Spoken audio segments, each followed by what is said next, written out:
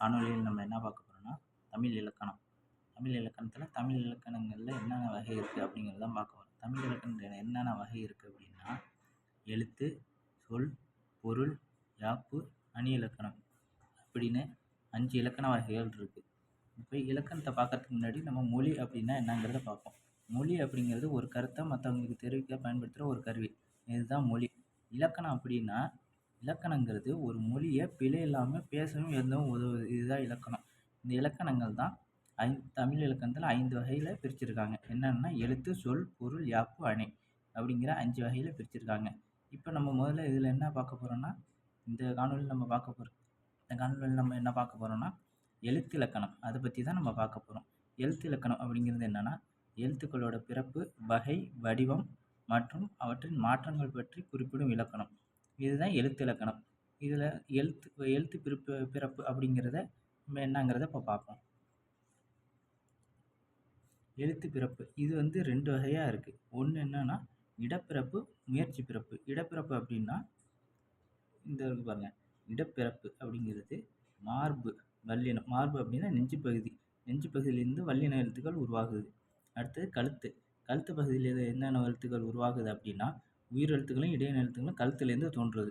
அடுத்தது தலையில் என்ன எழுத்து தோன்றுது அப்படின்னா ஆயுத எழுத்துக்கு இன்னொரு பேர் என்னென்னா தன்னிலை. அடுத்தது மூக்குலேருந்து எந்த எழுத்துக்கள் தோன்றுது அப்படின்னா மெல்லின எழுத்துக்கள். இப்போ வல்லினம் அப்படிங்கிறது என்னன்னு பார்த்தீங்கன்னா கசட, தவற, இதுதான் வல்லின எழுத்துக்கள். இது எல்லாருக்கும் தெரியும். அடுத்து மெல்லின எழுத்துக்கள். மெல்லின நமன அப்படிங்கிறது மெல்லின எழுத்துக்கள். அடுத்து இடையின எழுத்துக்கள் அப்படின்னா எரல, வளல, இதுதான் இடையின எழுத்துக்கள். இதுதான் இடப்பிறப்பில் பிறக்கக்கூடிய எழுத்துக்கள். இதுதான்.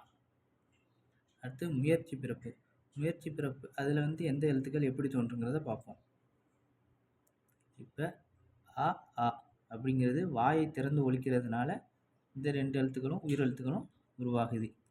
இ, ஏ, ஐ இந்த 5 எழுத்துக்களும் மேலெண்ணம் அதாவது நாக்கு மேலெண்ணத்தை தொடுறதுனால இந்த 5 எழுத்துக்களும் உருவாகுது.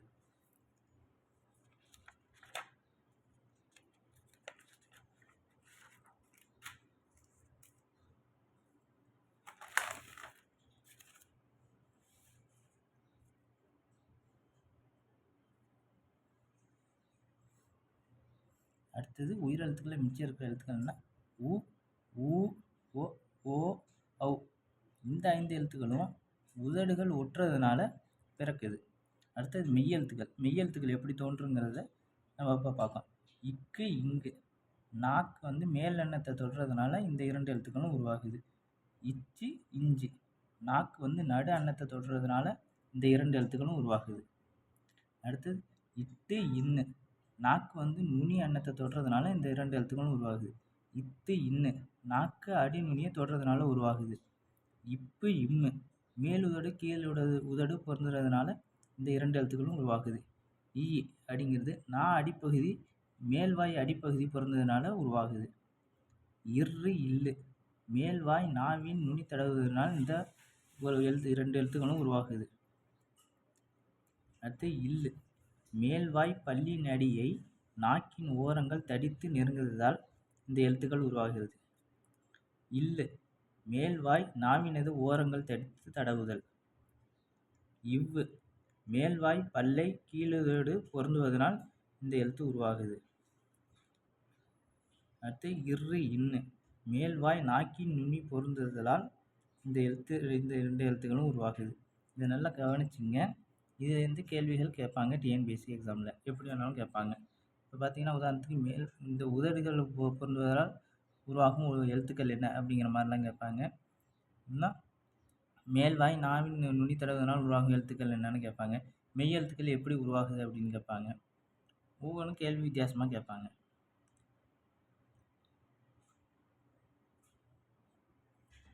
அடுத்து முயற்சியுள் அங்காப்புடைய அப்படிங்கிறது நன்னூலில் 76வது பாடலாக இருக்குது. நன்னூல் அப்படின்னா பவனிந்தி முனிவர் இயற்றிய இலக்கண நூல். இதில் தான் இந்த புணர்ச்சி விதிகள், வல்லின மிகு மிகையாடுங்களுக்கான விதிகள், இந்த மாதிரி நிறைய விதிகள் இந்த நூலில் இருக்குது. இது எழுதுனது யாருன்னா பவனந்தி முனிவர். இதையும் நல்லா ஞாபகம் வச்சுக்கங்க. இப்போ நான் சொன்னேன்னா 2 உதடுகள் பொருந்துவதனால் பிறக்கும் எழுத்துக்கள் என்ன? இதுக்கான விடையை நீங்கள் கமெண்ட் செக்ஷனில் வந்து கமெண்ட் பண்ணுங்கள்.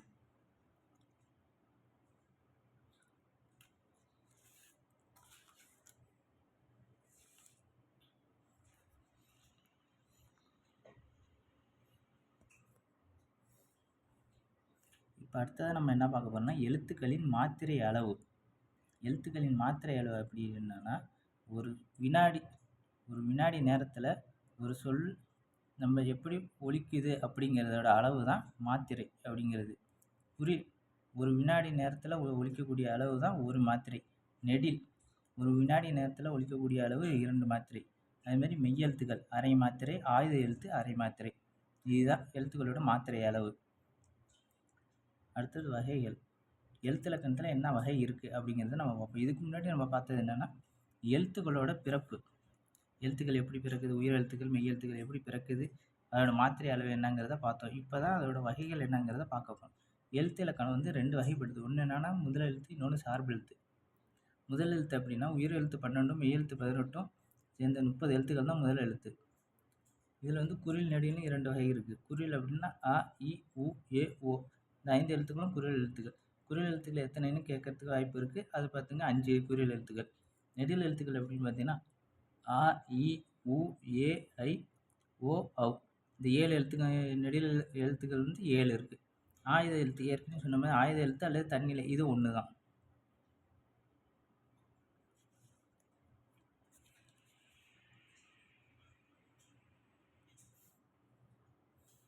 அடுத்தது பார்த்திங்கன்னா சார்பு எழுத்து. முதல் எழுத்து சார்ந்து வரக்கூடிய எழுத்து தான் சார்பு எழுத்து. இது வந்து எத்தனை வகைனா உயிர்மெய், ஆயுதம், உயிரிழப்படை, ஒற்றளப்படை, குற்றியலிகரம், ஐகார குறுக்கம், ஔகார குறுக்கம், மகர குறுக்கம், ஆயுத குறுக்கம்னு 10 வகைப்படும்.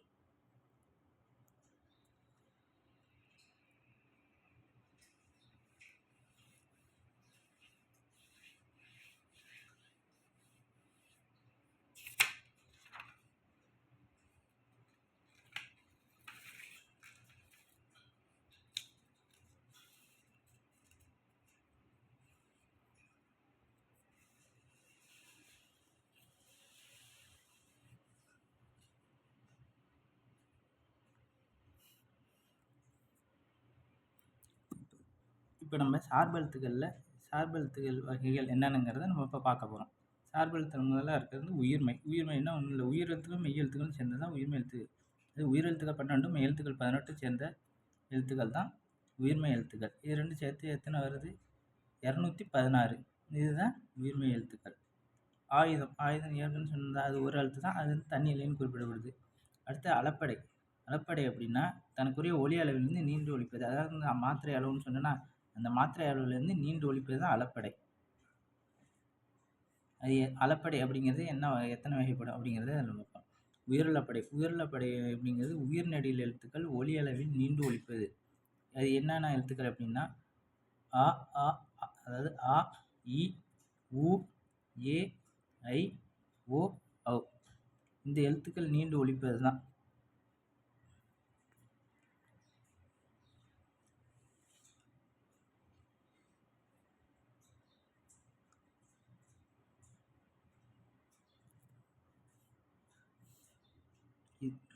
இது எத்தனை வகைப்படும் அப்படின்னா 3 வகைப்படும். என்னென்னா செய்யுளிசை அளப்படை, இன்னிசை அளப்படை, சொல்லிசை அளப்படை அப்படின்னு 3 வகைப்படும். இதில் முதல்ல நம்ம என்ன பார்க்க போறோம்னா செய்யுளிசை அளப்படை. இது என்னென்னா செய்யுளோட முதல், இறுதி, நடு என 3 இடங்களிலும் அளப்பெடுக்கும் ஈரசை சீர்களாக வரும். எடுத்துக்காட்டு ச, ஐ, படு, உம் பார்த்தீங்கன்னா ஈரசை சீர்களாக வந்திருக்கு. இது வந்து என்னென்னா இறுதியில் வந்திருக்கு. இதுதான் செய்யுளிசை அளப்படை அப்படிங்கிறது. அடுத்து இன்னிசை அளப்படை அப்படிங்கிறது முச்சீராய் வரும். எடுத்துக்காட்டு தாங்குருவும், கெடுப்பதுவும், எடுப்பதுவும். பார்த்தீங்கன்னா தாங்குருவும், கெடுப்பதுவும், எடுப்பதுவும் 3 அசை சீர்களாக வந்துருங்களா. இறுதி எழுத்து பார்த்தீங்கன்னா அப்படிங்கிறதுல முடிஞ்சிருக்கு. அடுத்து சொல்லிசை அளப்படை. இது வந்து ஈ எழுத்துகளிலும் முடியும். இது பார்த்தீங்கன்னா குறுகி, தளிகி. இதுதான் சொல்லி செயலப்படுவதில் இறுதி எழுத்து பார்த்தீங்கன்னா ஈங்கிற எழுத்துல முடியுது. இதுதான் சொல்லி செயலப்பிழை. இப்படி தான் வரும். இது வந்து 2 சீராக தான் வரும். சொல்லி செயலப்பிழை வந்து 2 சீராக தான் வரும்.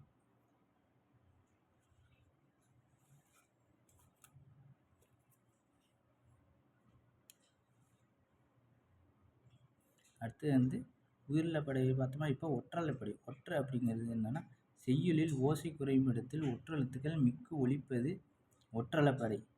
இதுதான் ஒற்றலைப்படை. ஒற்றலைப்படையில் மிக்கு ஒலிக்கும் எழுத்துக்கள் என்னன்னா ஞ, ந, ஞ, ஞ, ந, ந, ம, ந, வ, ய, ல, ல ஆகிய எழுத்துக்கள் தான் மிக்கு ஒலிக்கும். எடுத்துக்காட்டு பார்த்தீங்கன்னா, மடங் கலந்த மணனே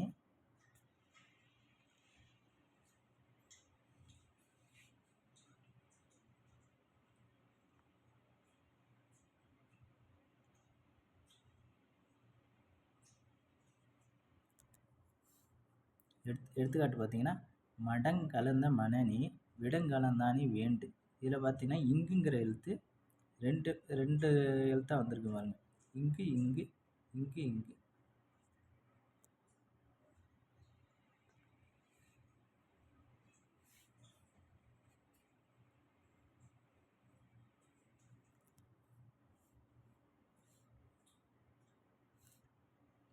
இப்போ கண் கருவிலை கார்முல்லை கூரையிறு பொன் பொறிசுணங்கு போல இளம்பூ அப்படின்னு இருக்குது. இதில் பார்த்தீங்கன்னா இங்குங்கிற எழுத்து 2 எழுத்தாக வந்திருக்கு. அதுமாதிரி இன்னுங்கிற எழுத்து இங்கே வந்திருக்கு. இது பார்த்தீங்கன்னா இங்கு இன்னு. இந்த எழுத்துக்களை நீங்கள் ஞாபகம் வச்சுக்கிட்டிங்கனாலே ஒற்றலைப்படையை எளிதாக கண்டுபிடிச்சிடலாம். அடுத்து குற்றியலுகரம். குற்றியலுகரம் எப்படி? குற்றியலுகரம் அப்படின்னா என்னன்னா, குறுமை ப்ளஸ் இயல் ப்ளஸ் உகரம், அதாவது குற்றியலுகரம். உகரம் குறைந்து ஒலிப்பது, அதுதான் உகரம் குறைந்து ஒலிப்பது தான் குற்றியலுகரம். இது வல்லின எழுத்துக்கள் உகரத்துடன் சேர்ந்து ஒலிப்பது. உகரத்துடன் சேர்ந்து ஒலிப்புனா இக்கு இப்பு இத்து இட்டு இரு. இது சொன்னேன்னா, இந்த எழுத்துக்களோட உ அப்படிங்கிறப்ப உ சேர்றப்ப எப்படின்னா குசுடு துபுரு அப்படிங்கிறது வரும். இந்த குசுடு துபுருங்கிறது தான் குற்றியலுகரம். இது என்னென்ன வகை இருக்குது அப்படின்னா, குற்றியலுகரத்தில் நெடில் தொடர் குற்றியலுகரம். நெடில் தொடர் குற்றியலுகரம் அப்படின்னா, நெடில் எழுத்து அடுத்து வரும் குசுடு துபுரு. பார்த்தீங்கன்னா எடுத்துக்காட்டு ஆடு காடு மாடு பாடு ஆறு காசு. இதில் பார்த்தீங்கன்னா ஆ கா மா பா ஆ கா எல்லாமே பார்த்தீங்கன்னா நெடில் எழுத்துக்கள். நெடில் எழுத்துக்கள் அடுத்து வர்ற குசுடு துபுரு பார்த்தீங்கன்னா டு அப்படிங்கிற வார்த்தை வந்துருக்குங்களா.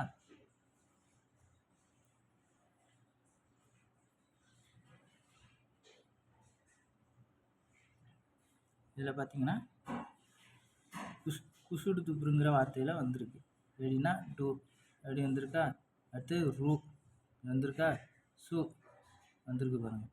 குசுடு துபுரு குற்றியலுகரத்தை பொறுத்தவரையிலும் குசுடு துபுருங்கிற இந்த 6 வார்த்தையை நீங்கள் ஞாபகம் வச்சுக்கிட்டிங்கனாலே குற்றியலுகரம் உங்களுக்கு எளிமையாக புரியும்.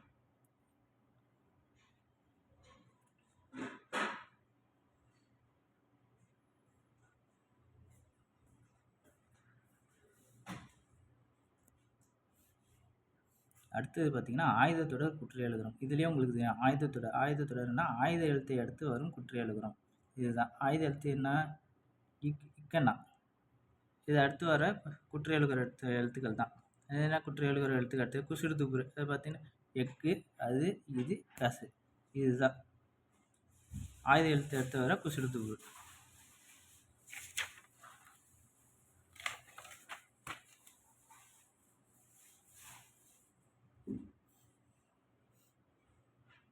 இதில் பார்த்தீங்கன்னா உயிர்த்தொடர் குற்றியலுகரம். உயிர்த்தொடர் குற்றியலுகரம்ல வந்து உயிரெழுத்துக்களை அடுத்து வரும் குசுடு துபுரு.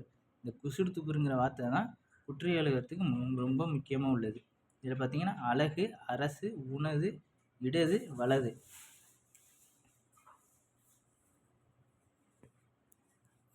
இதில் பார்த்தீங்கன்னா அழகு அரசு உணது இடது வலது. இதில் எப்படி நான் உயிரெழுத்துக்களை அடுத்து வரும் குசுடு துபுருன்னு சொன்னீங்களே, இதில் உயிரெழுத்துக்கள் எப்படி உயிரெழுத்துக்களே இல்லையே, இல்லை உயிர்மை எழுத்துக்களாக இருக்குது அப்படின்னு நீங்கள் நினச்சிங்கன்னா இதில் பாருங்கள் இல் ப்ளஸ் ஆ. இது இருக்கு முன்னாடி அழகு இல் ப்ளஸ் ஆ உயிரெழுத்து வருதுங்களா. அதுமாரி அரசு இர் ப்ளஸ் ஆ, அதாவது உயிரெழுத்து வருதுங்களா. இன் ப்ளஸ் ஆ. இந்த மாதிரி பிரித்து பார்க்கணும். இந்த மாதிரி வர்றப்ப அப்போ உயிரெழுத்து வருதுங்களா, அதுக்கு அடுத்தது உள்ளதான் உயிர் தொடர் குற்றியல்கள். அடுத்து வன்தொடர் குற்றியல்கள். வன்தொடர் குற்றியல்கள்னா ஒன்றும் கிடையாது, வல்லின மெய்யெழுத்துக்கள். வல்லின மெய்யெழுத்துக்களை வரும் குசுடுதுபுரு. இதுதான் என்னங்க எடுத்துக்காட்டு பார்த்தீங்கன்னா 10, 8 உப்பு. பார்த்தீங்கன்னா வல்லின மெய்யெழுத்துக்கள் இருக்கா, இத்து, இட்டு, இப்பு. இந்த இருக்கு பாருங்க, இத்து, இட்டு, இப்பு. இதுதான் வல்லின மெய்யெழுத்துக்களை அடுத்து வரக்கூடிய குற்றியலுகிற சொற்கள். அடுத்து மின்தொடர் குற்றியல்கள். இங்கு, இங்கு, இன்னு, இன்னு, இன்னு, இம்மு, இன்னு. மின்தொடர் அதாவது மில்லின மெய்யெழுத்துக்களை அடுத்து வரக்கூடிய குசுடுதுபுரு. இதுதான் எடுத்துக்காட்டு பார்த்தீங்கன்னா சங்கு, பங்கு, அஞ்சு, பஞ்சு, 1, 2, 3. பார்த்தீங்கன்னா இங்கு, இங்கு, இஞ்சு, இஞ்சு, இன்னு. இது வந்துருக்கு பார்த்தீங்களா, இன்னு, இன்னு, இன்னு. மெல்லின மெய்யெழுத்துக்களை அடுத்து வரக்கூடிய குசுடுதுபுரு எழுத்துக்கள். இதுதான் மின்தொடர் குற்றியலுகரம். அடுத்து இடைத்தொடர் குற்றியலுகரம்னா ஒன்றும் இல்லை, அதாவது இடையின சொற்கள். இடையின மெல்லின எழுத்துக்களை அடுத்து வரக்கூடிய குசுடுதுபுரு. இதுதான் இடைத்தொடர் குற்றியலுகரம். இடைத்தொடருக்குன்னா ஈ, இரு, இல்லு, இவ்வு, இல்லை. இதாவது இடைத்தொடர் இடையின மெய்யெழுத்துக்கள். ஞாபகம் வச்சுங்க. இதுக்கு அடுத்து வரக்கூடிய குசுடுதுபுரு எழுத்துக்கள். எடுத்துக்காட்டு பார்த்தீங்கன்னா கொய்து, எய்து, மார்பு,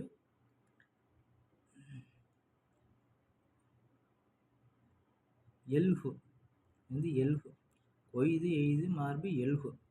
அப்படின்னா ஈ வந்திருக்கா, இரு வந்திருக்கு பாருங்க, இல்லை. இந்த மாதிரி இடையின மெய்யெழுத்துக்கள் அடுத்து வரக்கூடிய குசுடுதுபுரு. இதுதான் இடைத்தொடர் குற்றியலுகரம். அடுத்தது குற்றியலிகரம் அப்படின்னு ஒன்று இருக்குது. அது என்னன்னா உரிமை ப்ளஸ் இயல் ப்ளஸ் இகரம். இதுதான் குற்றியலிகரம். நிலைமொழி ஈற்று குற்றியலுகரமாகவும் வருமொழி முதல் எகரமாகவும் வந்தால் உகரம் இகரமாகும். அதாவது நிலைமொழி ஈற்று குற்றியலுகரமாகனா இதில் என்ன இருக்குது, குசுடுதுபுரு. இதுதான் குற்றியலுகர சொற்கள்.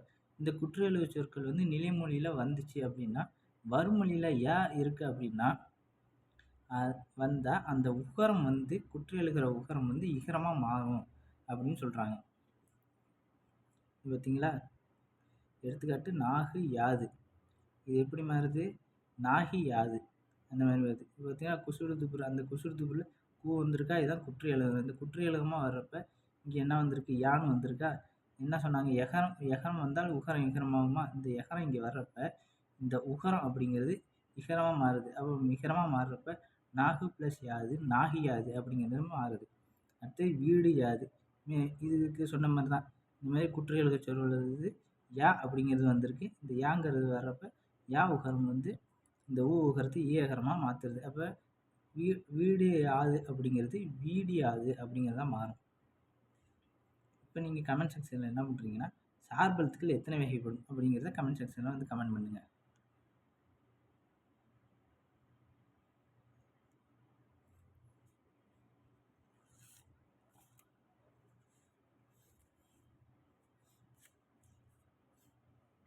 இதுக்கு முன்னாடி நம்ம என்ன பார்த்தோம் அப்படின்னா அளப்படை, குற்றியலிகரம் அப்படிங்கிறத பார்த்தோம். இதில் நம்ம என்ன பார்க்க போகிறோம் அப்படின்னா குறுக்கம் அப்படிங்கிறது தனக்குரிய மாத்திரை அளவிலிருந்து குறைந்து ஒலிப்பது. இதுதான் குறுக்கம் அப்படின்னு சொல்லுவாங்க. குறுக்கம் அதில் என்னென்ன வகை இருக்குன்னா ஐகார குறுக்கம், ஔகார குறுக்கம், மகர குறுக்கம், ஆயுத குறுக்கம். இதுதான் குறுக்கத்தோட வகைகள் இருக்குது. இது எல்லாமே சார்பெழுத்துக்களில் தான் வரும். ஐகார குறுக்கம்னு ஒன்றும் இல்லை. ஐகார குறுக்கம் வந்து தனக்குரிய மாத்திரை அளவிலிருந்து குறைந்து ஒலிக்கிறது. இதுதான்.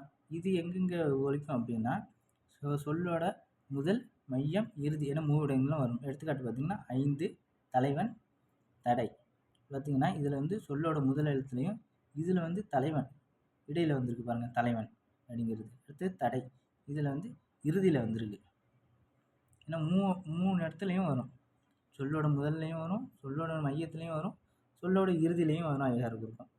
குறுக்கம்னா ஒன்றும் இல்லை, இதுதான் ஞாபகம் வச்சுங்க, தன்னோட மாத்திரை அளவிலிருந்து குறுகி ஒலிப்பது. அதுதான் குறுக்கம் அப்படிங்கிறது.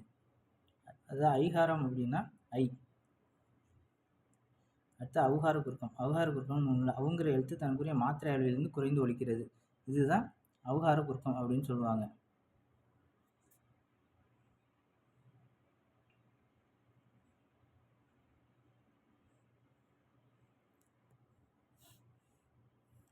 அவுங்கிறது தன்னுடைய மாத்திரையிலிருந்து புரிந்து ஒலிக்கிறது தான் அவுகார குறுக்கம். எடுத்துக்காட்டு பார்த்தீங்கன்னா, ஒளவை, ஔடவ, வ. இது வந்து முதல் எழுத்துல சொல்லோட முதல் எழுத்துல மட்டும்தான் வரும். அடுத்து மகர குறுக்கம். மகரங்கிறது மங்கிறது தன்னோட ஒலியிலிருந்து குறைந்து ஒலிப்பது. அதாவது தன்னோட மாத்திரை அளவிலிருந்து குறைந்து ஒலிக்கிறது. அதுதான் மகர குறுக்கம் அப்படிங்கிறது. அது எப்படிங்கிறத எடுத்துக்காட்டு பார்ப்போம். எடுத்துக்காட்டு பார்த்தீங்கன்னா, போலும், போல், போம். மருளும், மருள், மரும். இப்போ நீங்கள் இதில் வாசிக்கிறப்ப உங்களுக்கு தெரியும். அதோட சொல் மரபுங்கிறது போலும் அப்படிங்கிறதுக்கும் போம் அப்படிங்கிறதுக்கும் ஒலி மரபு எப்படி குறையுது அப்படிங்கிறது உங்களுக்கு வாசிக்கிறப்பே தெரியும். அடுத்தது ஆயுத குறுக்கம். ஆயுத குறுக்கம் அப்படின்னா ஒன்றும் இல்லை, ஏற்கனவே சொன்ன மாதிரி தான் ஆயுதம். அந்த ஆயுத எழுத்து குறுகி தன்னுடைய அளவிலிருந்து குறுகி ஒலிப்பது. அது எப்படி மாறும் அப்படிங்கிறத இதில் பார்ப்போம். நிலைமொழியின் தனிக்குரல் குறியில் அடித்து வரும் ல ல வருமொழி இத்துடன் சேர்ந்து இக்கென்னாக மாறும். அதாவது நிலைமொழியின் தனிக்குறியில் அடுத்து வரும். தனிக்குறியில் அப்படின்னா என்ன? குறில் எழுத்துக்கள் தனியாக வரணும். எப்படி? நிலைமொழியோட தனிக்குறியில் அடுத்து வரும் ல ல, அதுக்கு அடுத்தது தான் வருமொழியில் இத்துடன் சேர்ந்து இக்கென்னாவாக, அதாவது ஆயுத எழுத்தமாக மாறும். இது பார்த்தீங்கன்னா கல் ப்ளஸ் தீது. பார்த்தீங்கன்னா நிலைமொழியில் வந்து தனிக்குறியிலாக இருக்கா. அடுத்தது வாங்க, அதாவது நிலைமொழி அடுத்து வரும் ல லன்னு தானே சொல்லியிருக்காங்க. ஆமாம், பார்த்தீங்கன்னா தனிக்குறியில் அடுத்து இல்லுங்கிற ல அந்த இது வந்திருக்கா. இப்போ இந்த இத்தோட சேர்ந்து இது எப்படி பண்ணால் கற்றியது அப்படிங்கிறது மாறுது. அடுத்தது பல் ப்ளஸ் தீது பற்றியது, முள் ப்ளஸ் தீது முற்றியது அப்படின்னு மாறுது. இது தனிக்குறியில் அடுத்து வர இல்லு. இங்கே தனிக்குறியில் அடுத்து இல்லு வருதா. இங்கேயும் பார்த்தீங்கன்னா தனிக்குறியில் அடுத்து இல்லு வருது. இங்கேயும் பார்த்தீங்கன்னா தனிக்குறியில் அடுத்து இல்லு வருது. இப்போ நீங்கள் கமெண்ட் செக்ஷனில் என்ன பண்ணுறீங்க அப்படின்னா, குறுக்கம், அளப்படை, மாத்திரை இது என்னென்ன அப்படிங்கிறத கமெண்ட் செக்ஷனில் வந்து கமெண்ட் பண்ணுங்கள். இந்த காணொலியை பார்க்குற அனைவருக்கும் நன்றி, வணக்கம். இன்னொன்று என்னன்னா, உங்களுக்கு இதில் ஏதாவது சந்தேகம் இருந்தால் அதையும் நீங்கள் கமெண்ட் செக்ஷனில் கமெண்ட் பண்ணலாம். நன்றி, வணக்கம்.